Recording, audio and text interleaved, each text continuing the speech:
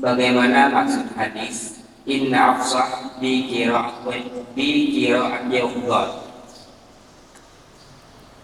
Ana afsah bi qira'ati afdal. Nabi paling fasih bacaan huruf dad.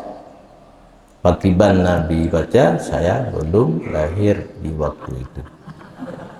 Karena kalau pegah paling fasih berarti ubina urang lain walaupun huruf sekedar ilmu tajwid kakeh yang namun afsah Nabi.